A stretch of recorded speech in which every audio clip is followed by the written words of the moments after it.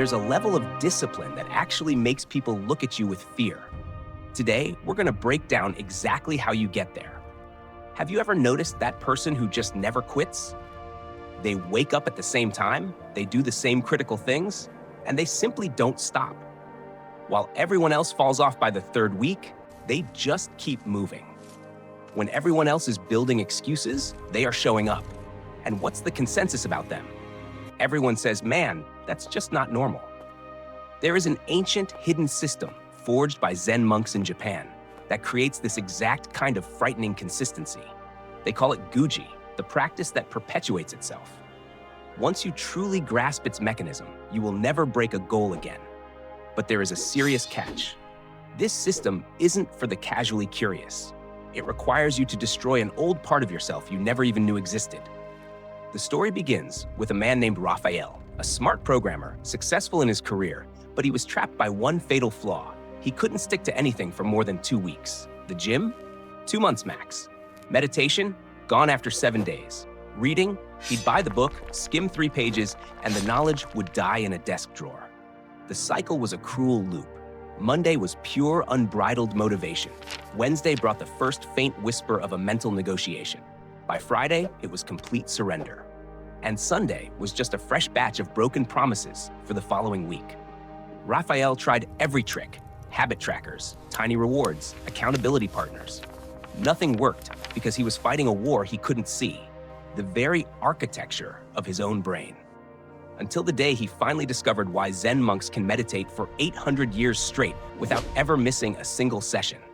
And no, it is absolutely not about willpower. It's something much deeper and, honestly, far more terrifying. Inside Zen temples, there's a rule. It sounds deceptively simple, but it changes everything. Gyoji. It translates literally to continuous practice without gaps. Without gaps. Think about what that actually means. Since 1200 AD, every single day at 3:30 a.m., a bell rings at Ihai Temple. And since 1200 AD, every single day, the monks wake up. Not at 3:25, not at 3:35. Exactly at 3:30. Want to know what never ever happens in that temple? Not one monk lies in bed thinking, maybe I'll skip today. That question simply doesn't exist in their minds. Why? Because they understand a fundamental truth you don't yet. Your brain instantly shunts every commitment into one of 2 boxes: reversible or irreversible. Reversible commitments trigger a mental negotiation. Irreversible commitments simply happen. When a monk takes his vows, he's not making a promise to try to meditate. He is publicly declaring a new identity. He is a meditator. The community witnesses it. The identity changes. The negotiation instantly ends. A neuroscientist from Harvard, who has studied habits for 15 years, discovered something profound. When you make a behavior public, your primitive brain interprets failure as a survival threat. Our ancestors who lost status in the tribe quickly died. Your brain still works that way. That is precisely what Raphael adopted.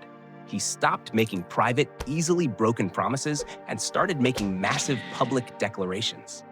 He wrote it down. I am a person who meditates 20 minutes every day at 5 a.m. for 90 consecutive days. He signed it. He posted it on social media. He told everyone. His girlfriend called him dramatic. His coworkers said he was trying too hard. Perfect. Every single person he knew instantly became a source of fuel. Every morning, he felt the pull to give up. He immediately thought of having to look all those people in the face and admit he was just another guy who couldn't keep a promise. Day 3 was the first real battle. The alarm screamed at 5 a.m. His mind instantly began the usual routine. You're exhausted. This isn't healthy. One day won't make a difference. But the fundamental equation was rewritten. The thought of posting online that he'd failed after 3 days was absolutely unbearable. The public declaration had made the pain of quitting infinitely worse than the pain of continuing. But this is where the real problem began. Even with all that social pressure, Raphael was still fighting a war every single morning. His body didn't care about his reputation. It just wanted to sleep when it was tired. The public declaration ended the mental negotiation, but he was still fighting his biology. That's when he discovered the monk's second principle: non-negotiable hours. Every day you waste precious mental energy on the same stupid question. When will I do this? Now or after coffee? Morning or night? This one tiny decision burns up glucose in your brain that should be used for the actual practice. You are wasting fuel deciding when to drive instead of actually driving. Raphael chose 5 a.m., not because he was a morning person who loved the sunrise, but because the world was asleep. No messages, no emails, no distractions, no excuses. The time wasn't about optimization, it was about elimination. Eliminating every possible reason to put it off. The first week was pure hell. Your body fights, and that is normal. It is a machine of patterns, and you are forcing it to build a new one. By the second week, though, something shifted. He started waking up 2 minutes before his alarm. His body was already preparing itself for the inevitable.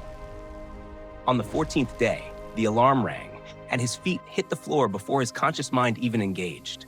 No thought, no decision, just movement. Here's what most people miss about fixed hours. It's not about finding the perfect schedule. It's about removing time as a variable. When you do something at a different time every day, you're asking your brain to make a new decision every single time. When the schedule is fixed, your brain cannot argue with a constant.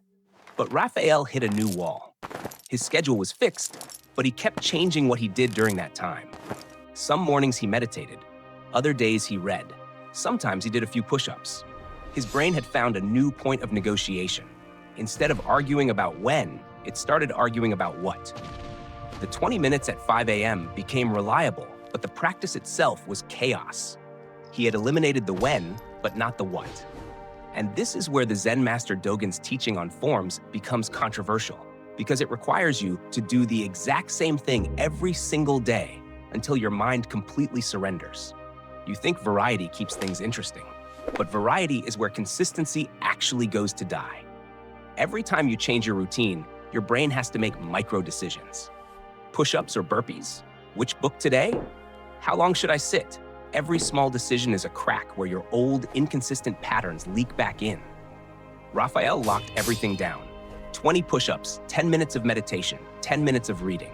Same order, same timer, same everything. His personal Ongo period, 90 days of absolutely identical practice. His friends called him robotic. His girlfriend said he was getting annoying. They didn't understand that annoying was precisely the point. The third week, his mind went to war, screaming for variety. This is stupid. You're not a robot. Mix it up or you'll burn out. By the fourth week, something broke. Not his discipline, but his resistance. The voice of negotiation grew quieter. By week 6, he was halfway through his push-ups before he even consciously realized he'd started. The practice was finally taking care of itself. This is what people fail to understand. Consistency isn't about willpower lasting forever. It's about repetition until willpower is no longer needed. Your body learns the sequence like a dancer learns choreography. An MIT researcher who studied the automatization of behaviors found that when you repeat an action in the same context for about 66 days, the basal ganglia in your brain takes over. The behavior becomes automatic. You are no longer deciding to do it. You are simply doing it. On day 35, Raphael got the flu. On day 40, he was traveling for work. This is where the old pattern always kicks in. Sick day equals rest day. Travel equals exception. This is where you and everyone else used to give up, because perfect practice requires perfect conditions, and perfect conditions do not exist. But Dogen understood something about gaps that changes the game. He wrote that practice must continue without even a moment of gap, because in that single gap, all your old patterns come roaring back. What saved Raphael when everything went wrong was understanding that practice doesn't require perfection. It requires continuity. The all or nothing lie has killed more consistency than laziness ever could. You tell yourself, if I can't do the full 20 minutes, why do anything? If I can't do perfect push-ups, I'll just wait until tomorrow. This thinking creates gaps, and gaps are where your old self crawls back in.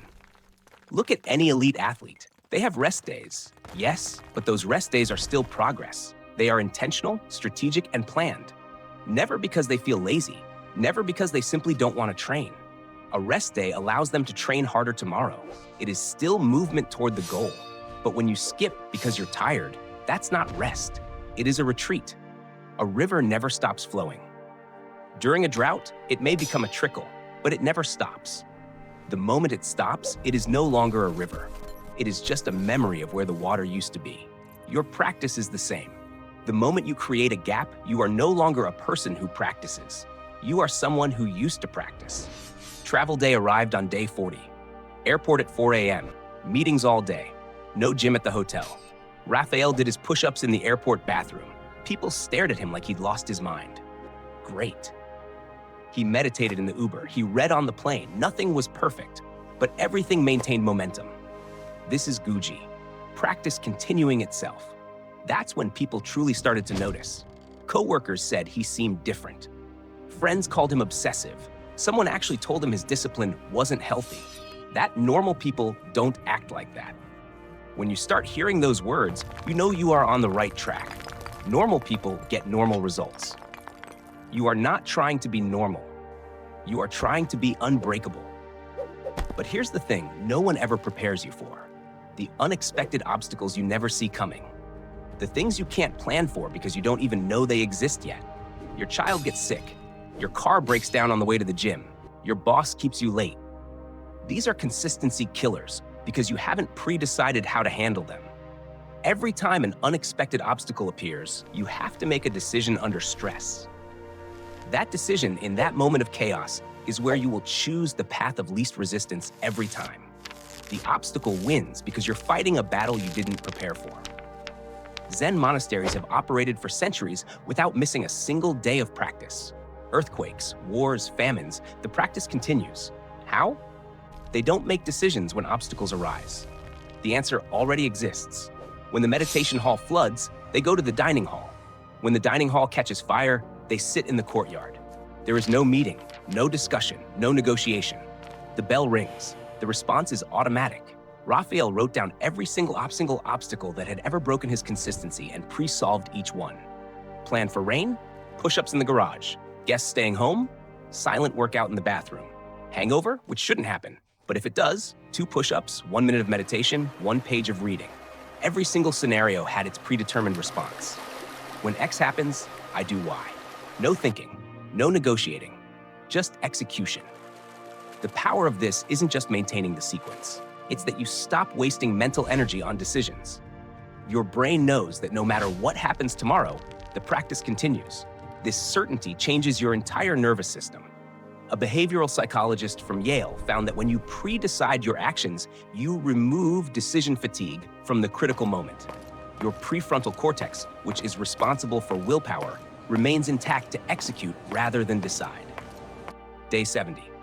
Raphael's practice had become completely automatic. He would sometimes wake up not even remembering doing the push-ups.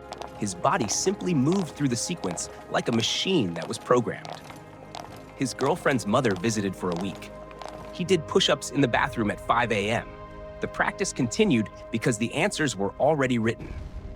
On the 90th day, he completed his personal Ango, 3 months of absolutely uninterrupted practice. But something much deeper had happened. He was no longer the same person. Friends actually told him, "Your consistency is scary." His response was perfect. Great, because when your discipline makes other people uncomfortable, you are finally operating at the right level. Your very existence proves that everything they say is impossible is actually just uncomfortable. That's why they will call you obsessive. That's why they'll tell you that you need balance. They need you to slow down so they can feel better about standing still. But you aren't doing it for them. You're doing it because you've discovered the secret. Consistency isn't about doing something every day. It's about becoming someone who can't do it any other way.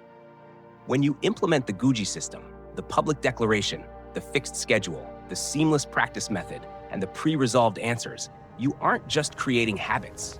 You are reshaping your identity. You stop being someone who tries, and you become someone who simply is. And when that transformation is complete, people will look at you and wonder, how does he do that? And the answer will be beautifully simple. He doesn't do it. He is it. The final question remains, are you ready for this level of transformation? Because it's not about discipline. It's about death and rebirth. The death of your inconsistent self, the birth of your unbreakable self. The Gyoji System won't just make you a better person. It will make you a different person. Someone others will look at and think, that's not normal. And when you hear those words, you will finally know you have gotten exactly where you wanted to be. If this video has changed your perspective on discipline and consistency, subscribe to the channel and activate the bell so you don't miss future content that will transform you. And tell me in the comments below, what will your public declaration be? What habit will you implement using the Gyoji system? Remember, the consistency that scares others is the only consistency worth having.